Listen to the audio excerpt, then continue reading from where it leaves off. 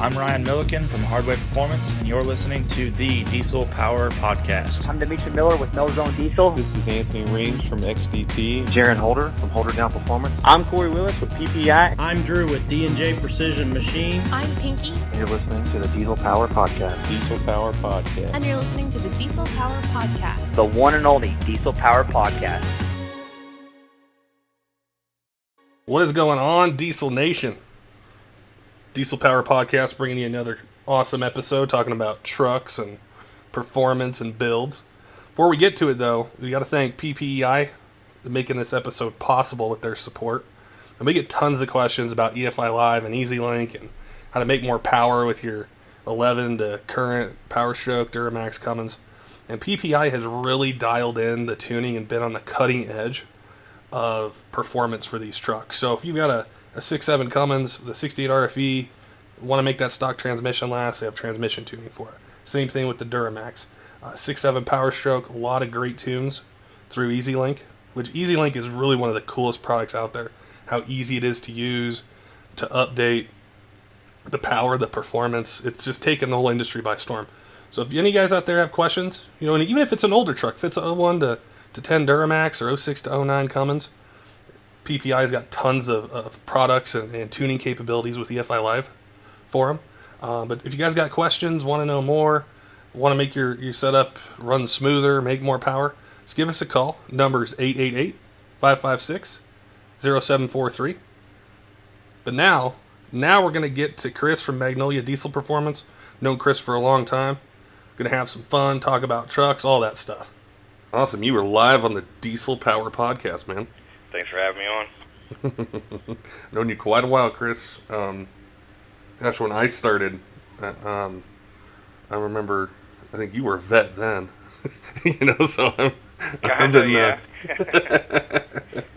it's always really cool to find out, from people that are in the industry or people who are enthusiasts of it, is when they first got hooked, whether it was a truck or a race or something like that. But what was your time when you're like, man, I need to be around these trucks? I've always grew up being a truck guy, and I had some mutual friends of David Lott, and went and watched his truck run quarter mile at one time in the 7.3, and he ran like a 1150, and so the performance aspect in the diesel, I got hooked right then, seeing a 7,500 pound truck, walk a vet down the road, and I was like, man, I've got to get in there. So kind of changed my aspect of all the gas motor stuff and trucks, and went straight into the diesel, man.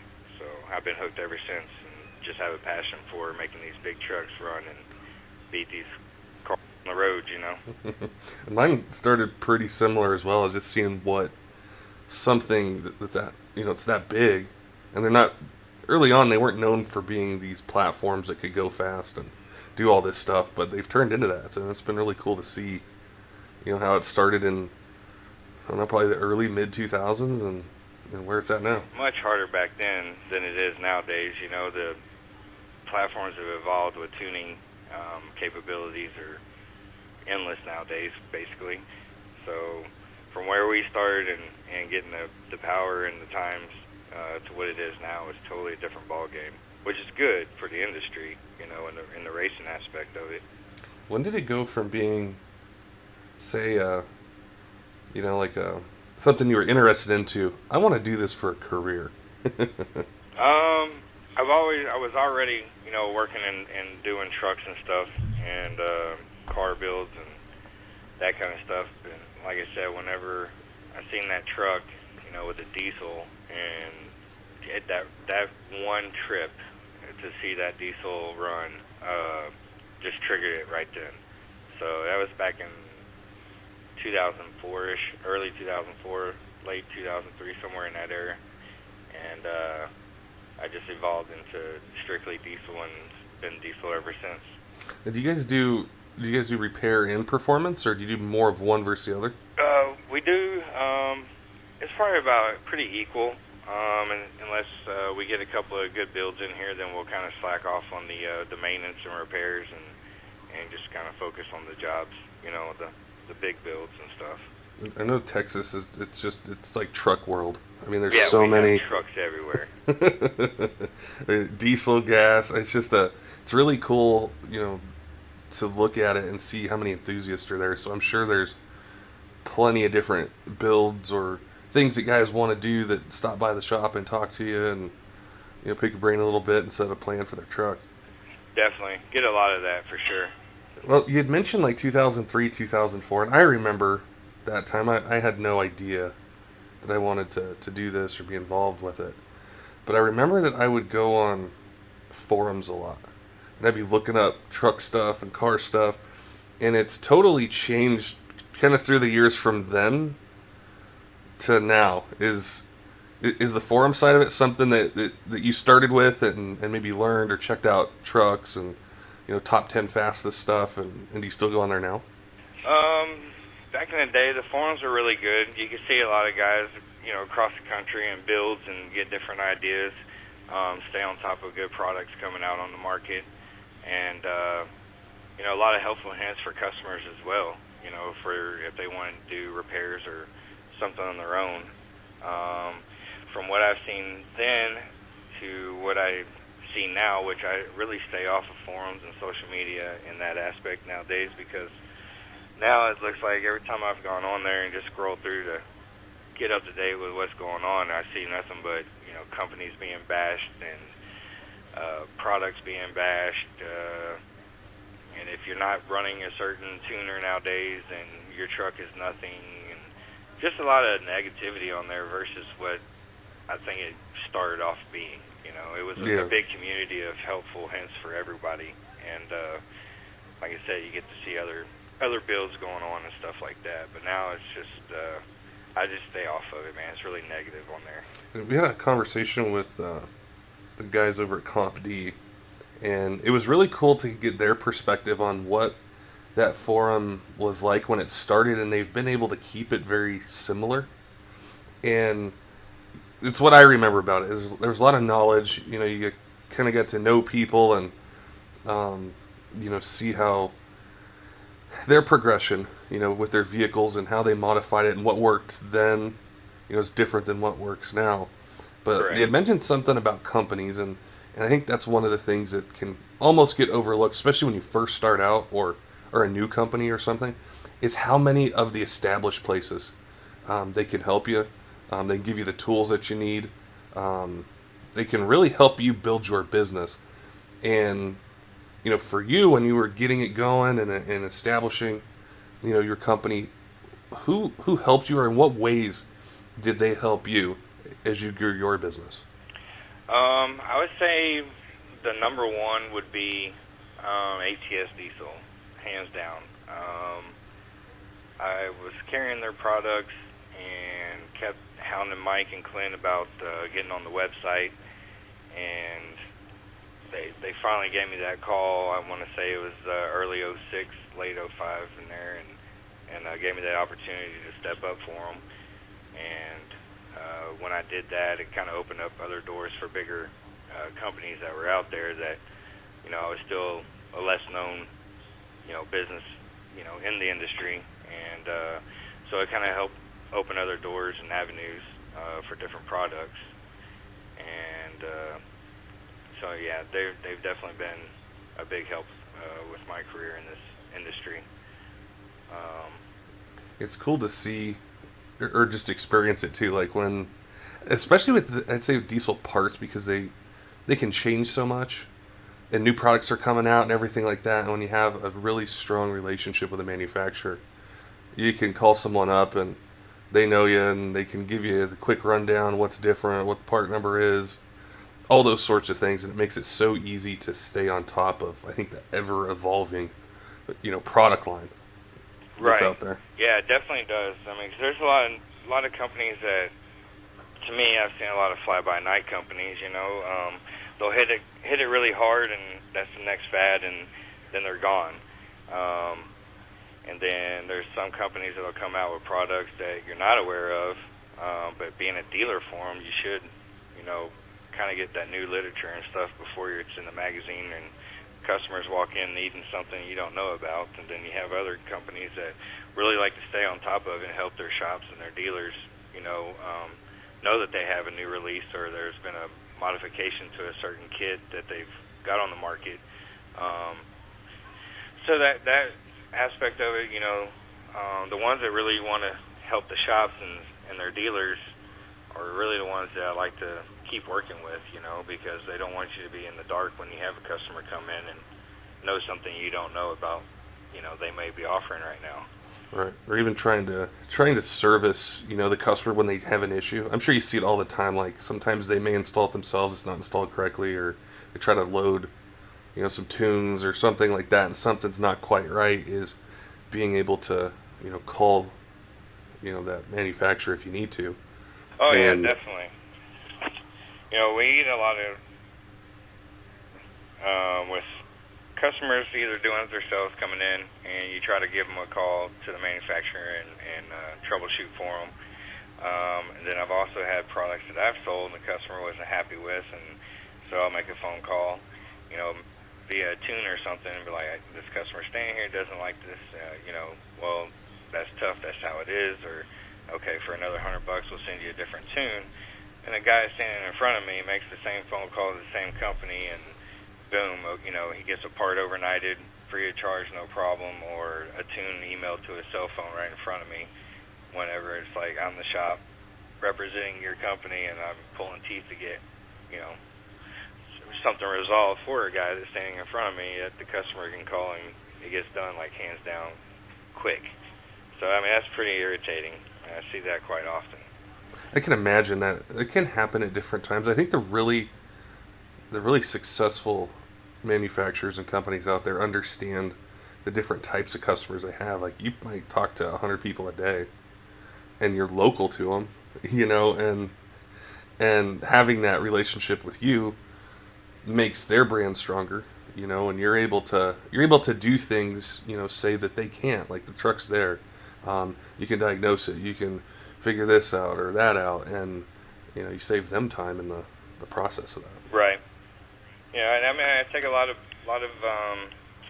customers that have problems with, say a product that I don't, really push or,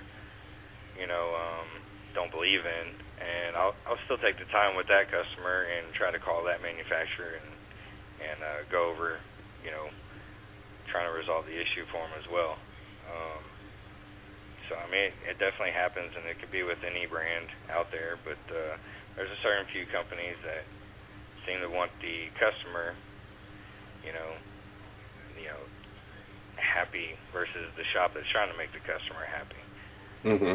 Yeah, it's kind of hard to say. It's just at times I get really pissed off with some of these companies, and then some other companies, man, are on the money and get you taken care of. So not only am I taking care of the shop, but now I'm helping the customer and standing in front of me versus, hey, man, you're going to have to leave my shop. They're going to send you something in the mail or vice versa, Well, you had mentioned ATS, and they've definitely set a standard in the diesel community and the diesel industry for working closely with their dealers and their partners.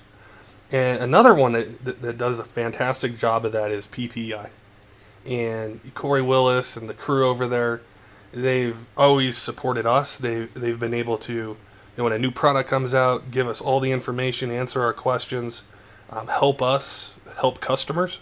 So if a turbo changes or injectors change, us being able to communicate that to PPEI, have them update the files, just be able to work hand in hand with them and our customer has been fantastic. And it's something where when we sell someone EFI Live or EasyLink tuning, we know that we have support, not just right then when we place the order, but a year down the road, 3 years down the road. They're a fantastic crew, and it's one of the reasons that we love working with them so much, and why we're such believers in their tuning. And it really helps us help our customers get their trucks where they want to go, tow what they need to tow, keep their EGTs down. So if anyone out there isn't familiar with PPEI, has questions about EasyLink, EFI Live, any of that stuff, you just give us a call. We're more than happy to talk to you, about it now, or if you're ready to order, or you want to know when, you should do this option versus that option. Just call us at 888-556-0743, and we'd be happy to chat with you. But I think to go a step further is there's always a time, in business where the relationships you have with a manufacturer or a vendor can really almost change your business life in a sense. And I've had a few where, you get a call from the owner or, one of the guys that's out there racing with the products or something like that. And they just want to know how you're doing and if you have any questions and how's business and can we do anything better. And, they kind of pump you up. So that's really important. It's probably my favorite part, of working with companies are those strong business relationships that you can build. But I wanted to ask you, Chris, did you ever have a time like that, since you've been a shop owner? Yes, a few times for sure. Just kind of off subject, but in the same token, it's not because back in 2011, my wife was battling cancer, and so the diesel community really came together for me. A lot of guys on the forums that have never been to my shop or anything showed up to her benefit, and then I had ATS and Max Bull Engineering, Quadzilla, Recon Lighting, ISPRO Gauges, S&B, and a ton of other manufacturers out there actually donate product, so a lot of those guys I like to, make sure that I promote their product and return, for taking care of that for me and giving us that blessing, for a product to be auctioned off and help with those bills. That's a really cool and I think inspiring, story. It's just, I think that's what makes the diesel industry, I think, so special in the diesel community. And, there's sometimes, people they come together for anything, for right. a special reason and stuff. And I don't see that everywhere out there in the world. No, and I mean, I had, a couple of shops in the area. I guess you could say we're competitors because we're shop owners, but I mean, they showed up at my shop during that time and showed their support. And like I said, a lot of guys from the forums just introduced themselves and said that they were from the forums, and they go to X shop over here or whatever. But I mean, that just showed a lot of camaraderie that we do have in the diesel industry. Even though there's the bashings on the social medias and stuff, but there's still a bunch of group guys that are the core guys, I kind of say, that will come together in real time of need. And it happens at the track as well. There's been a lot of times at the track we've blown a boot and we're able to pick one up from another guy out there, another shop, and we've returned a favor at the same time when we've had something with us that they've needed. So I remember seeing your race truck, and you guys would travel with it. I remember seeing it up here in Colorado with it. Yeah, we did for two good years. We gave it hell on the Pro Street. It was an 03 Dodge back half and called Twisted and driven by Jake Snowden and owned by him. But I sponsored a lot of time and product and another project that ATS helped us along with, and we got it down to running on fuel only consistently at a 1002, and it let go in 2012 at World Finals, and we sold it as a rolling chassis and have started on a couple of other projects now and should be running the 1090 class on 2 trucks that we have coming out. And they'll be done pretty soon. By the time we get to the that bottom 10 there on fuel, the Pro Street class is already dipping to the mid-9s, so it's a lot of money to stay on top of that. And, whenever you take a stock bottom end for 2 years and beat the hell out of it and run 10s, and it lets go, it kind of crushes you at that moment. But you live and learn and start again, Does it make you question your brand loyalty a little bit? Because I know you're a Ford guy.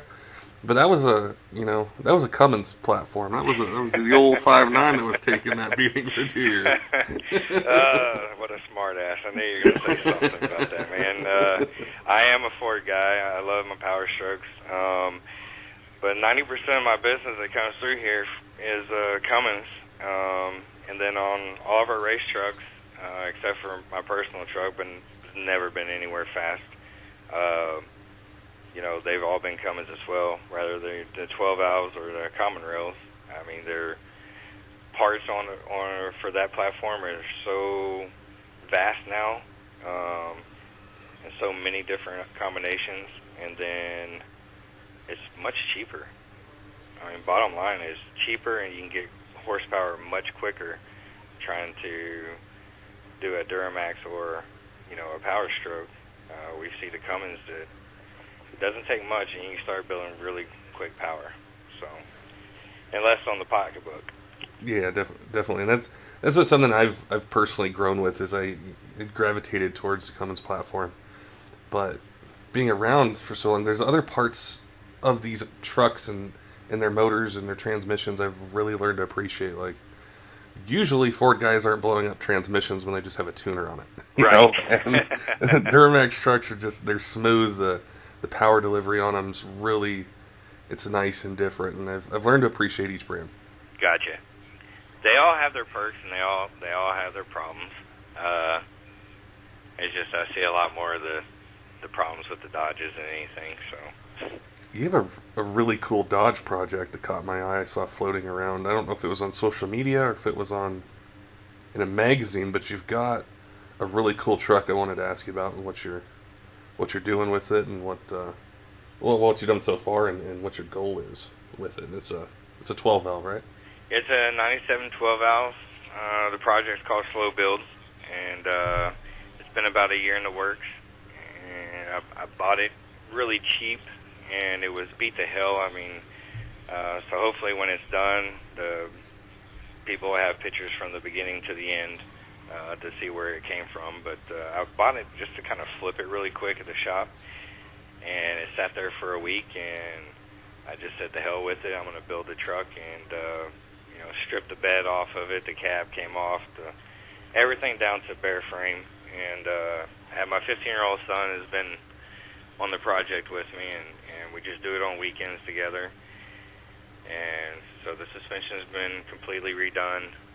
It's got a drop kit on it, 3/4 drop kit, and it's painted 2007 Ford charcoal gray. So I had to throw something Ford into this Dodge project here. And but I made it really nice and sleek, the old school lowered high rod look. I'm not going for big power right now, but it does have a new motor and trans. A couple of intake horn, just a couple of little performance parts that are on there right now from different brands that we do carry. And so once I'm done with the interior and some other things, then if it stays around, then it'll start going into the power range. But right now it's just been fun to build it with my son and get a lot of head turning when we do drive it down the road. That's about it. Right now my goal was originally just 300 to 400 horsepower, just a little cruiser, and now that people are starting to see it around here at the shop and stuff, the first question is, how fast is it? So Right. I just want to get it completed. It's taken this long. I just figured out what I'm doing with the interior and the coloring and stuff like that. So once I get that done, and the question of how fast and how much power, I'll have to actually start doing something to make it have power and get some numbers on it so I can answer those questions. But yeah, it was in the truck next door for Diesel Tech magazine, and I fit up a couple of other magazine guys, and they've been interested in it and like to see a finished project. And once it's done, hopefully, it'll catch some eyes and they can do a cover or get something in the magazine of it. That's what's cool, about the different kind of builds. They don't always have to be, like a fire-breathing trailer truck that goes all over the country. They can be, But just that nice cruiser, that nice, you got enough power, gets up and goes, but it's just like you named it, just a slower kind of project. You can take your time on when it allows. And I mean, nowadays it's like you kind of have like three varieties that I'm starting to see. You either have a full-blown race truck to 2,000 plus horsepower, or then you have these trucks that I like to call the pavement princesses because they got the widest wheels on there with the stretch tires and a million light bars on it, jacked up in the air. And they think they got lots of power, but they don't. And then you got the other guys that are just plain Jane that kind of make a sleeper truck, and just putting nice wheels and stuff on there. But you don't have the guy that just wants a nice truck that just wants to cruise. So that's me. I'm old, man. The track is where you let it loose at, So yeah, it's definitely been like that for me when I was younger. It was all about going fast and doing this and doing that, and now I just want to get where I'm going, have it be a little quiet, not rattle the door panels and everything else while you're driving. Right. That's cool. Yeah, I definitely want to, stay in touch with you and keep my eye out for it. It's a beautiful truck. Appreciate it. See what you do with the interior will be cool. Yeah, there's a lot of good ideas going into it. It's not going to be like a crazy show truck interior, but it's going to definitely be really nice and classy. Like I said, everything on the truck is new. I mean, the AC, the bearings, the rear end, the transmission, the motor. It's got the 4th gen bumper, and it put some lights in the bumper, and stainless steel brake lines. Everything and anything I've replaced. So everything inside is going to be replaced interior-wise too. So it's a complete restoration, basically. Those are some of my favorite projects. I've always wanted to do something like that. I probably will one day.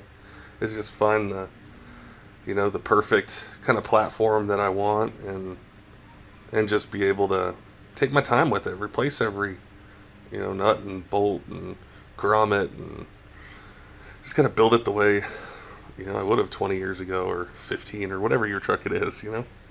Because here we don't. That's not what we do, We're into performance, so we'll cut the shit out of your frame and stuff and build a race truck, But it's not like, well, let's tear it apart and replace everything and like it was brand new and better. And so yeah, that's just not what we do. We don't build show trucks, and this is kind of going to be a show truck, and that's why I really wasn't worried about the big performance aspect of it. But the more I get hounded about it, the more the urge, starts coming. So we'll see. I saw this.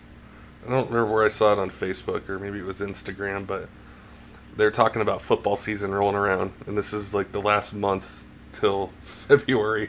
We're not going to be without football. Oh, and man.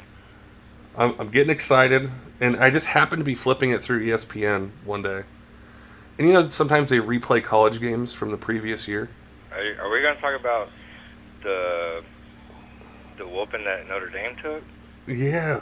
I'm flipping around. I'm having a good. We can talk about that. I'm having a good day.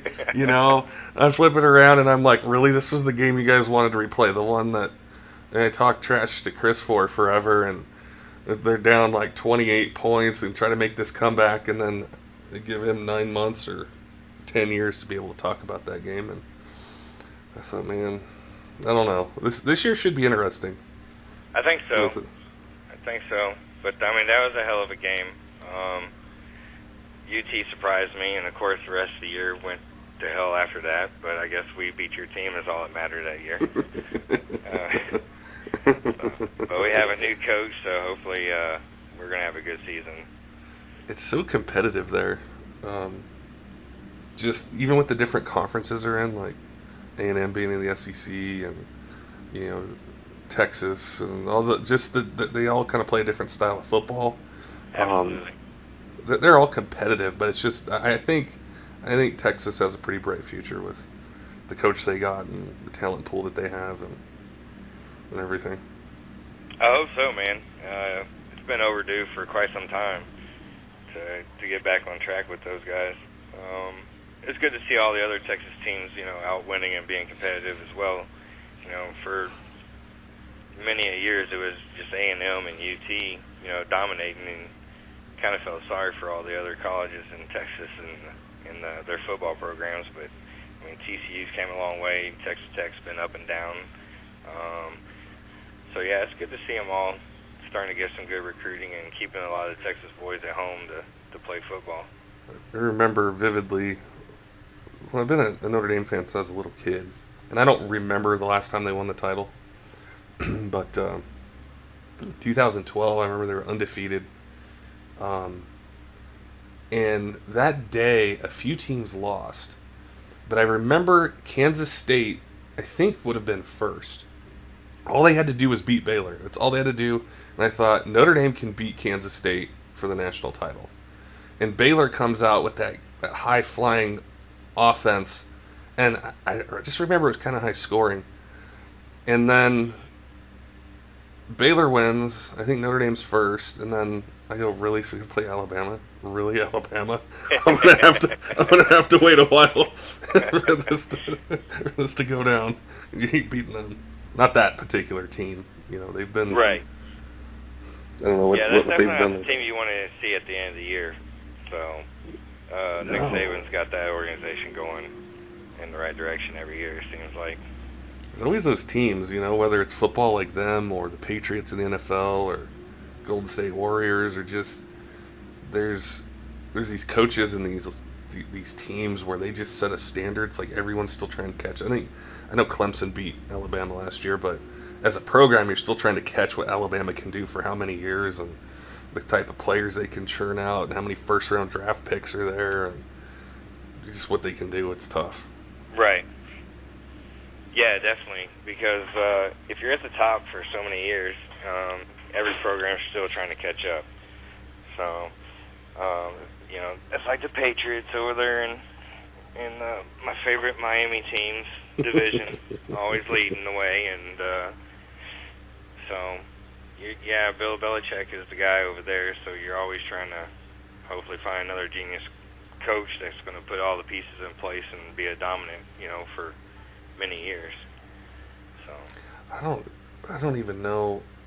He does such an amazing job, I think, at finding talent that most other teams would pass on. Like, even Tom Brady, I remember him in college. He was okay. He wasn't. There's nothing that said he was going to be this good. Right. Or the guys they draft and they turn into, an all-pro wide receiver, running back, or linebacker, and yeah, he's definitely on another level. For sure. But I've always thought, what if the team didn't have to realign and Manning and Brady were still in the same division? How would that have turned out with either one of their careers? Because you got to look at it. Indianapolis dominated the Texans division, and then the Patriots have dominated their division. So the top three, or the bottom three teams in each division are pretty trashy, if you ask me. Even Miami team and the Texans team.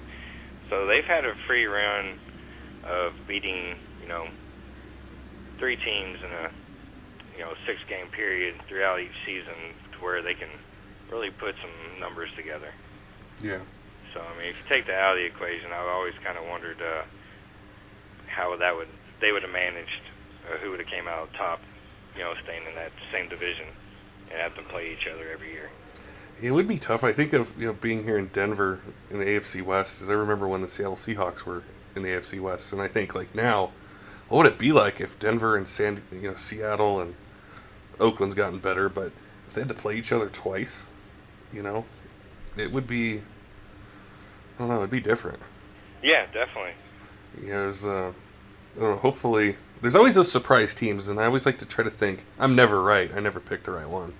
But like, who's going to be a surprise team? Well, you got to quit picking Cleveland Browns, because that's not going to work for you, man. They got my boy now. They drafted him. Yeah. So they're going to Super Bowl now. I think they're going in the right direction. I think they had a really good draft, and I'm not saying they're going to make the playoffs or anything right now, but well, they might get 3 wins in this year. Yeah, they probably could. It was sad though to see an organization like the Browns move. And, they came close to going to the Super Bowl, in the 80s and stuff. And then, Right. They move, and 4 years later, the former Browns or the Ravens are now winning the Super Bowl. So I know the fans there are passionate, and they love their Browns and their Indians and the Cavaliers and everything. You got to think about, the Oilers leave, and then there's the Tennessee Oilers and the Titans, and they go to the Super Bowl, and it's like, y'all couldn't do that while you're in Houston. Like, really? Yeah. So, I know their pain, I promise. But you're a Dolphins fan, though, so it's been quite a while since there was was it 84? Or 83? 83. No, it's been 84, I believe, is when Montana beat the shit out of them. It's so amazing to me that Marino never got back to a Super Bowl with just the offenses that they had, and at that time. I always thought he was going to get one. He was going to win one of them. But it was it's a different era in football. Different kind of rules and things like that. Very different.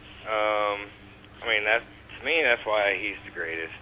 He doesn't have a ring, but if you look at the amount of time he did get to play and the era that he played in, and to break the records that he did, and how long they lasted before Breeze and Brady and Favre and Manning ever hit any of his records, and they're all in the style of play where the defenses have to let the receiver catch it. You have to let the receiver catch it in the air and come down before you can hit them. You can't touch the quarterback. So, it was totally different. Elway, Marino, Kelly, they all got the shit beat out of them. The new quarterbacks, they can't get touched. So, I think it's totally different. And how you could contact, like, when you could put your hands on the receiver? Yeah, you could definitely, now? the defender was able to fight for the ball just as much as the receiver, but now, you got to let them catch it because we want 40 to 50 points per game. Yeah, I think that's what they want, is that exciting, high-scoring, game, and it's just changed. And it changed it a lot. When I was a kid, that's who I grew up watching, was Joe Montana and Jim Kelly and Dan Marino and Boomer Esiason and just all those guys, and it was, the defenses were nasty. Oh, and if you could score a lot of points, you were doing something right. Right, for sure.